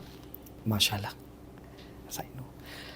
تو بہت بہت شکریہ, آپ کا ٹائم لیا اتنا نعمان بھائی. اور بس میں چاہتا ہوں کہ جاتے جاتے آج کل کی جو نعت ہیں, جو آج کل ہمارے نعت خواہ نعت پڑھتے ہیں, تو ان کے لیے کوئی چھوٹا سا میسیج دے دیں اپنی خوبصورت آواز میں نعت پڑھ کے, کہ نعت ہے کیا. اس کے بعد آپ کو اجازت ہے میری طرف سے کہ حقیقتاً نعت کیا ہے, اور جو آج کل کی نعت ہے اس کو اگر اس نعت سے کمپیئر کیا جائے تو حقیقتاً نعت کیا ہے آپ کی آواز میں. نعت رسالت میں آپ صلی اللہ علیہ وسلم بہت ہی نازک یہ مرحلہ ہے. آج کل اس کا مذاق بنایا ہوا ہے. نعت سے مراد یہ ہے کہ نعت میں اصل نعت وہ ہے جس میں پڑھنے والا حضور کی تعریف کر رہا ہوتا ہے. کیا بات ہے. ہم تعریف جب اپنے ابا کی بھی کریں نا تو بہت سوچ سمجھ کے الفاظ نکالتے ہیں, انداز اپناتے ہیں. تو جب ابا کے لیے ہمارا یہ, بلکہ اپنے بچے کی بھی تعریف کرتے ہیں تو ہمارا یہ وہ ہوتا ہے. تو جب سرکار دو عالم صلی اللہ علیہ وسلم جن کے صدقے سے ہمیں ابا ملے, اماں ملی, اللہ نے اولاد دی, جب ان کی ہم تعریف کریں تو کتنا مؤدب ہونا چاہیے, بے شک, کیسے نپے تلے الفاظ ہونے چاہیے, کتنا بہترین انداز ہونا چاہیے. میں نعت خوانیوں میں جانا کافی عرصے سے میں نے کم کر دیا. وجہ یہ کہ جب میں نے ماحول کو بگڑتا ہوا دیکھا. آج کل نعت خوانی نہیں ہو رہی, کنسرٹس ہو رہے ہیں معذرت کے ساتھ. اور ہمارے نعت خواں حضرات, یہ بھی ایک مافیا ہے. نعت خواں حضرات جو ہے وہ نعت پڑھنے کے بجائے آپ بیٹھے ان کی محفل میں تو آپ آنکھیں بند کریں تو آپ کہیں سے کہیں پہنچ جائیں گے. بیٹھے نعت کی محفل میں ہوں گے, کبھی آپ جائیں گے ہالی ووڈ کی طرف اور کبھی بالی ووڈ کی طرف چلے جائیں گے. تو اس لیے میں چاہتا ہوں کہ آپ حضور کی طرف لے جائیں. ہم نعت شریف پڑھتے ہیں تو ہمیں بہت احتیاط کرنی چاہیے, کوشش کرنی چاہیے گانوں بازوں سے دور رہیں, اور حضوری کی کیفیت ہونی چاہیے. اور جو ملے گا سرکار دو عالم صلی اللہ تعالیٰ علیہ وسلم کی طرف سے تحفہ نظرانہ, وہ آپ سے کوئی لے نہیں سکتا. جو لکھا ہے آپ کو ملے گا. تو سرکار کی طرف لا لگانی چاہیے. جب آپ کی لا سرکار کی طرف ہوگی تو پبلک کی خود بخود لا سرکار کی طرف ہو جائے گی, اور جب پڑھنے والے کی لا دیگر طرف ہوگی تو پھر پبلک کی لا بھی اسی طرف ہوگی. تو اس زرکیلے برکیلے کپڑے پہن کر آ جانا, اور اس کے بعد پھر کیا کہتے ہیں کہ باقاعدہ میک اپ بھی ہوتا ہے, ڈیمانڈ کرنا, باقاعدہ میک اپ کرنا, اور پھر ایک میک اپ آرٹسٹ ساتھ بھی ہوتا ہے. اخلاق بھی اچھے نہیں ہوتے کچھ کے, کافی اچھے شناخواہ بھی ہیں. کیا کہتے ہیں کہ وہ ہمارے آج کے دور میں اللہ تعالیٰ ان کی عمر دراز کرے, فصیح الدین سروری صاحب بڑے بہترین نعت خواہ کمال آدمی ہیں, اور سعید ہاشمی صاحب ماشاء اللہ باشرہ آدمی تھے, بڑے اچھے انداز میں انہوں نے سلسلہ کیا. پرانے جو ہمارے ثنا خواہ گزر گئے ہیں بہت اچھا انداز تھا, اور ابھی کے بھی جو ثنا خواہ ہیں ماشاء اللہ آج کل اویس قادری صاحب کو بھی بڑا اچھا انداز ہے, اور طاہر قادری صاحب بڑا اچھا کام کر رہے ہیں, اور وہ جو چینل وغیرہ انہوں نے بنایا ہے اس کے اوپر دین کی خوب تبلیغ و اشاعت ہو رہی ہے. اور نعت خواہ اس طرف آئیں. طاہر قادری صاحب کی نعت کے حوالے سے کچھ. طاہر قادری صاحب کا جو نعت کا جو پرانا اسٹائل تھا اس میں کافی تبدیلی وہ لے کر آئے, اور بہت اچھی تبدیلی ہے. علماء نے توجہ دلائی, انہوں نے اسے قبول کیا, تو یہی بڑا پر اور خوبصورت انسان وہی ہوتا ہے جو اپنی غلطی تسلیم کر. بہار جاں فضا تم ہو نصیب میں گلستہ تم ہو, بہار باغ رضوان تم سے ہے, زیب جنا تم ہو, بہار جاں فضا. زمین و آسمان کی سب بہاریں آقا آپ کا صدقہ. زمین و آسمان کی سب بہاریں آپ کا صدقہ. بہار بے خزاں تم ہو, بہار جاودہ تم ہو, بہار جاں فضا. خدا کی سلطنت کا دو جہاں میں کون دولہا ہے, خدا کی سلطنت کا دو جہاں میں کون دولہا ہے. تمہیں تم ہو, تمہیں تم ہو, تمہیں تم ہو, تمہیں تم ہو, یہاں تم ہو, وہاں تم ہو, بہار جاں فضا. بہت بہت بہت شکریہ مفتی صاحب آپ کا بھی, آپ نے مجھے یاد کیا. اللہ تعالیٰ آپ کو برکتیں عطا فرمائے. دعا کی درخواست ہے آپ سے. جاتے جاتے میرے لیے اور میری ٹیم کے لیے کچھ دعا کی درخواست. بڑی خوشی ہوئی ماشاء اللہ آپ اور آپ کی ٹیم سے مل کر, اور بہت اچھا موو آپ نے یہ لیا ہے اور اسٹیپ اٹھایا ہے. اللہ تعالیٰ آپ کو اس راہ میں قبول فرمائے, ترقی عطا فرمائے, حاسدین اور شریروں سے محفوظ رکھے, اور آپ کی خلوت اور جلوت کو اللہ رب العالمین پاک فرمائے, بابرکت فرمائے, باعظمت فرمائے. آمین. السلام علیکم. سو بھائی امید کرتا ہوں آپ کو یہ پوڈ کاسٹ پسند آئی ہوگی. آپ نے پوڈ کاسٹ میں دیکھا ہوگا کہ میں نے دین کے مسائل پر ہی بات کی ہے, کوئی کنٹروورسی نہ میں چاہتا نہ میں کرنا چاہتا. تو اب آپ کے جو فیوریٹ علماء اکرام ہوں, مفتیان اکرام ہوں, جن کو آپ میری پوڈ کاسٹ میں دیکھنا چاہتے ہیں, تو کامنٹ سیکشن پہ مینشن کر سکتے ہیں. ملتے ہیں نیکسٹ پوڈ کاسٹ میں. جب تک کے لیے خدا حافظ.